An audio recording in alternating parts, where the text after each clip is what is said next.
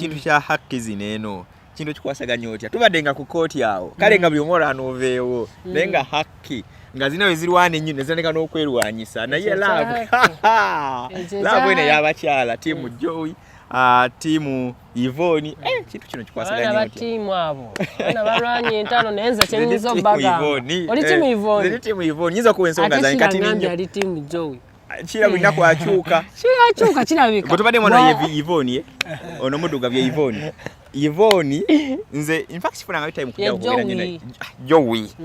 naye ono gutubadde naye wano naye ye Yvonne ono wa black ono Yvonne tomuzaabuza twabadde ne devotion tugirako ne Yvonne naye Yvonne ndiko kituufu gwe njogerako yeye naye Yvonne ayina IQ nze nkubuulira oyo mwana mugezi nnyo nkubuulira yanza singa abanga nze kukuta kadingidi bonna bagezi naye waliwo ebintu byolaba ffe tuyinza okulaba bali ebbali kuba gwe olina by'omanyi nnyo omanyi kati ffe tuli basiraamu balina ebintu byebakuwa ku mukyala omukyala osobola omuwasa olw'eddiini ye omukyala osobola okumuwasa olw'emmaali ye nti omukyala alinamu ssente kamuwase owa ssente abalwadde abamu tukiyita kufumbirwa omukyala osobola okumuwasa in fact kuyinza wone betwongeramu ti kati olw'okuwooma kwe Gaza kati kwa asinga okumanya ko nani asinga okuwoma ko Yvonne ne Joey tujja kola interview twawula bakyala asinga okuwoma ko sawa tumanye Yvonne ne Joey nsonga kizo olina okola ki okusinziira kubanga waliwo ajja okuminya naye nga tamanyi nsonga kizo lwaki n'abaana balwana ekintu kino kibalansinga otya kubanga in fact nawe bennyini in fact zikati zembagamba kubanga fedine tukkiriza obeera n'omu oba olina obusobozi ongerako obubiri owokusatu paka tosuka owokuna oba okitegera naye kati buli omu alina oteekamu amanya nabe nga yasigaza ki omusajja nnaku ziba 7 mu wiiki tezenkanankana naye zisinga obungi zigenda waani era gwe kibalansinze otya so buli omu alina okwetereza naye nze lwaki ndi ttiimu eno Yvonne Yvonne waliwo ebintu byokola Calvin yajja sasola ssente za bbeeri ekinaana onaana naye tukasayidi okwebaza n'atukuba akavulu nze sijja kyogera gonna ddala genda obyetegereze nawe natukuba akavulu kankutereeze Yvonne mukyala bamuyita Nakankaka Muganda kale sebo si Muganda yes sebo nkuwulira so mu Buganda wabaawo ebintu bye bagoberera bwoba weebaza ofukamira bw'oba obuuza ofukamira ate waliwo tribes endala nga bambi tebafukamira andaba malayo enjogera eno bw'ogenda ebulyambwa atenze mu Buganda bw'ogenda ebulyambwa assalamu alaikum wa rahmatullahi wa barakatuhu linnya lyange nze Sonko Muhammad ndi ne Dokita Ismail Cephco assalamu alaikum wa rahmatullahi wa alaikum assalam wa rahmatullahi wa barakatuh obulamu buli buti yankola wezinze boti bannaye akawewo kangi tokalaba bo buti mubaddenga muli kuki bwe buti tubadde twebase zine sawa ziba za tulo oba webase foleni bagita foleni eyo bagikola we bagalidde wayagala kumwenda nga ajja foleni ayogerera eri ku gate nga muyimuka bw'otayimuka kibooko obimanyi muddakiika ntini singa ogeza kunyonyola Dr. Cephco oyinza kumunyonyola ati abasinga kumwe Dr. Cephco temumumanyi naye nga Dr. Cephco yono guy eyavaayo ku TikTok okubanga abawa opinions ze as far as anything is concerned kasita kibeera mu music industry era nga opinion njikuwa whatever cost for as long as nkugamba what we call bitter truth nkubeera ngaba amazima agakawa oli musiraamu bagamba kulil haqu walau kana murra yogera amazima ne wankubadde nga gakawa kyekyo kyenyini ate nkwagadde nnyo kati wagamba kubadde gakawa googere so kyogamba n'okutuuka okugenda gy'obadde ogenze gabadde mazima gwe kituufu okkiriza gwe kale gwe olina muganda wo Kadaama gyebali owulira bulungi oli ng'avumye Kadaama towulira bulungi kati mba mukyama kuvayo ne mba protecting ne mbawolereza obogezezaako naye kale tetugendayo nnyo manyi ebintu bya koti nga bikyagenda maaso olw'ensonga ezimu tetukola ki tetwerekereza mwe ffe tubaddengawo nga tujja omulundi osalaga masanga omanyi twasooka wulira nga byakusaaga gwe omu ku baavayo ne mubiika Stuart Brown ne mukola biki omanyi obadde buli okubungi bungi kati ekyo twakiwe ne tugamba abalabika bali mu bubadde Stuart baali nga bagenda mutta bawamba emmotoka ye ne bamuteeka awantu watamanyi omanyi abantu celebrity life nzibu omuntu omugamba ndi bubi nnyo olwa n'atakikkiriza novayo ne bagamba kabadi but truth is baali bagenda mutta amasimu ne gavaako abantu be nga bamunoonya nevayo kuba omulanga nebatukana tugamba afudde ne mumubika mu kumubika wayitawo ennaku ate ne batuwa amawulire amalala so miscommunication yaliwo naye ne tukiclarifyinga ne tuclearinga air Kati embeera nga bwetyo bwetambula n'obulamu manyi ngenda kiyita mangu olw'okuba nti waliwo ebikyakwetaagisa tujja kuddamu then tuddemu tukufune naye embeera nga bweti bweri n'embeera gy'oyiseemu kiina kyoyigamu oba kiina kyoyinza okugamba nti olw'ensonga bingi byenjigamu okusookera ddala njize nti si buli munnoowo ali ku social media nti muntu wo social media eriko abantu but when you switch off your phone like this obeera wekka osobola obeera ku TikTok ne bakwa likes ne bakomenting tukwagala sabula biki but when you switch off your phone you sleep alone and so noba ofunye obuzibu ng'obujje ku social media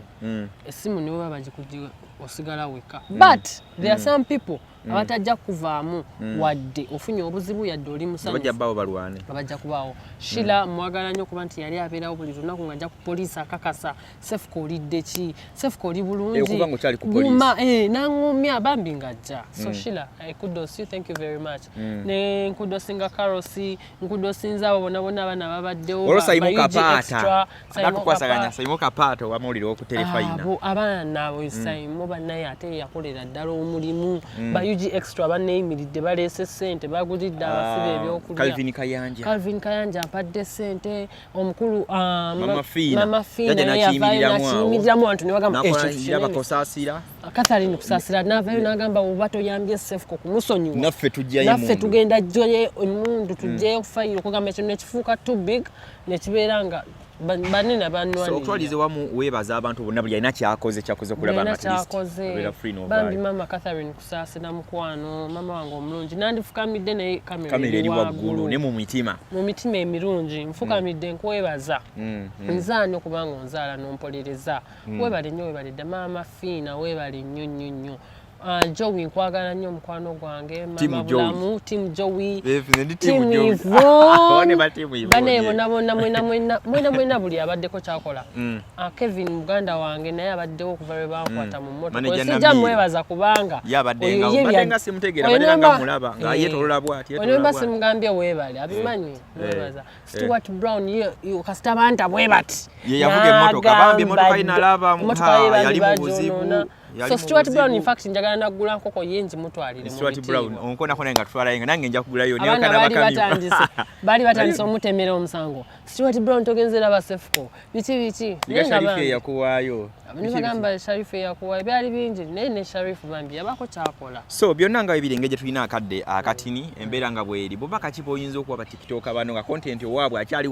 kubira ddala awogera more than bitter truth okusingira ddala mubenga nze olina okufuna legal advice olina okufunayo lawyer oba chambers oba ki for as long as you have legal advice bakuyambe babere nga bakubuulira content gwokola how are you protected so that newoba ogenze mu mbuga z'amateeka tebakusiba mune ekkomera lya ddala basobola okusiba si kabadi si kibintu bya ddala so making sure nti olina legal advice ekyokubiri ba making sure nti nno bakola content ali very professional nga nange gongenda otandika okukola kati tumaze kira nti ne TikTok tekyali ya lusaamu yes abantu baba balaba we need professionalism so mubere professional tetuvuma nnyo but we can bring out the point in a very respectful and professional manner so abantu byonna binangala ebitambula neggwanga nga bulawe litambula ekintu kya TikTok kineeno but TikTokers mwinayo muntu abakulembera nti ayinza kuba gundi taliyo kyova nze nabadde navaayo ko nengamba njagala tukole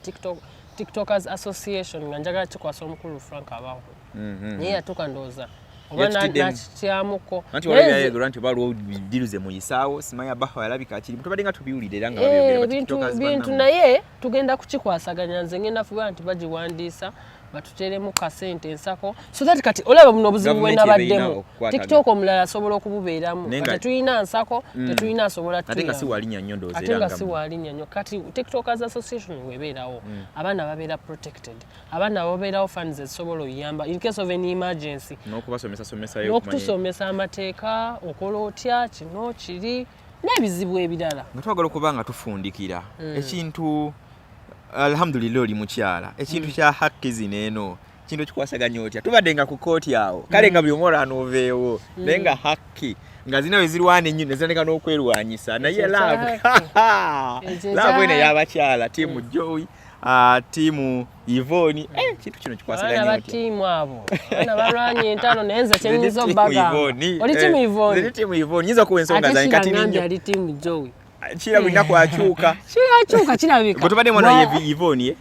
ono muduga bye Yvonne nze in fact sifuna nga time kujja okugera nyina Joey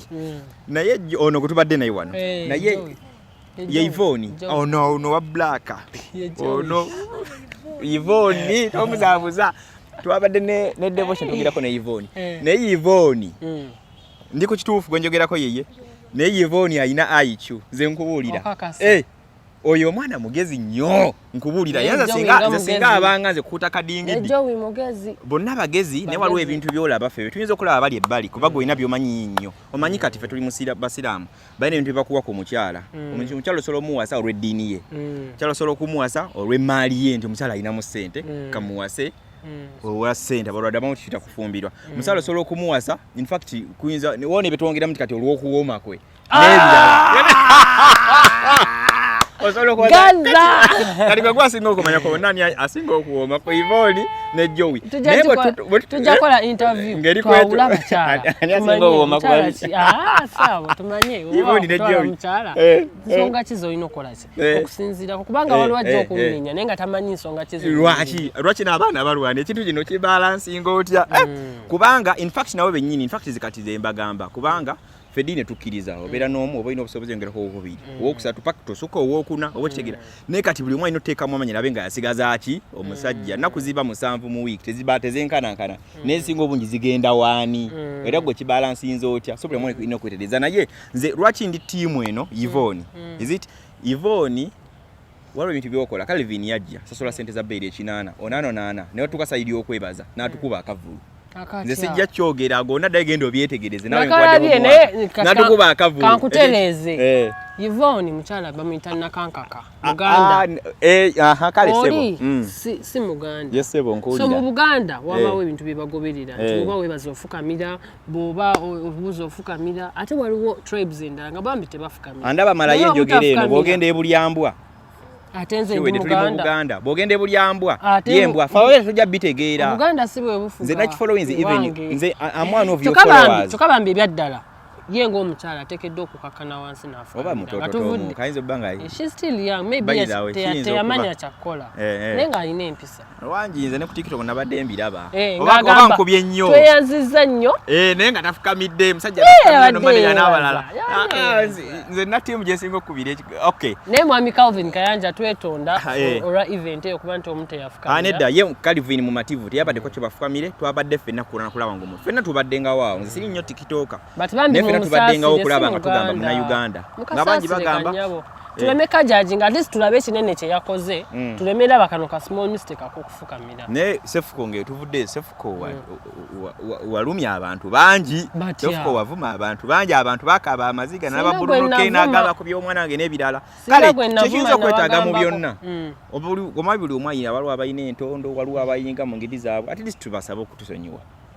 nze kulwa nsolo bagamba nti buli mwanyina ekyamunyiga okitegeera omuntu anenya gotokiriza anti kati kiriwo ekyo ate amazima gamu ganyiza abantu abamu kituufu kale that's why abaana magenda kola obwakadaama nga adabona abananye Uganda ne bamuwa engoye za bossi z'abaana babina okusiimula ennyumba ya bisenge bina n'agamba wano tewali miri omulala n'agenda nga badde mu kaweevu n'agamba bano bambonyabonya so n'omuntu omwala ayinza okugamba ekintu kyoyongeddeko kiyinza obanga kipisa bubi mu ngeri emu obenda kale for those of you go oba owulira nga amazima genjogera gakunyiiza owulira bambi kyenjogera bambi kikunyiize naye nga nze ndaba amazima I apologize I am very sorry about that but you should remember nti nawe ffenna tutryinga okubeera nga tulina empisa tukola ebintu ebituweza kitibwa kyetukola ki kyetwagala togenda vayo yambale kannika nkugambeko lwaki wayambadde nkalage wano ate ongambye Cephco wanvumye netondera ngate naawe okoledde eddala ensobi but nga omanyi nti mu content ngo wambadde engoye somehow astray nenkola ki nenyonoona I apologize gwe nali nyiziza gwe nali nkoseza my apologies I'm not an island I'm not an angel kubanga sisobya n'abamawulire baafuna entonda awo abaana bye bakutwala nabo gwamanyege ejo n'abakola kuba bambi babeerawo ebyaddala abantu bakyamuka nnyo nga bagala okutwala nze ebimu ku byemanyi ku butunga yakava mu kooti nga bamutanga afuluma era nali manyi kyobagenda obagamba naye oba osobola nga okibagamba nti waliwo oluko lw'okunzizaayo munda ekyo kiba kimala because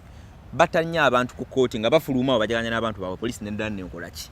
nga lwomulala yaloopya omusango kubanga lwagenda okujja nga tayagala kulumya naye nga nayagala abeere mawulire nti zasibye Cephco kaunti zitambule n'ebirala okitegeera so waliwo olukwe abaye abanda boloka okuddamu kwata omusajja netagadde kukibagamba naye olukwe lwaliwo because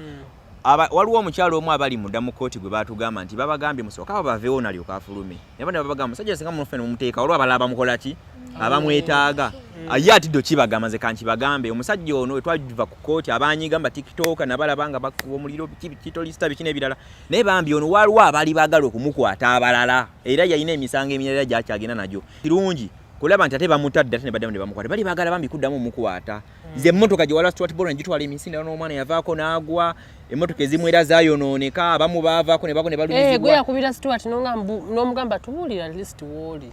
Stuart Brown walubala kabali balala fe twalinda tuddemu tukube ntugamba naye nga tebatugamba bayisembe yongeddeyo so ne tukireka ne kitambu by the way nze nalinga njogeranga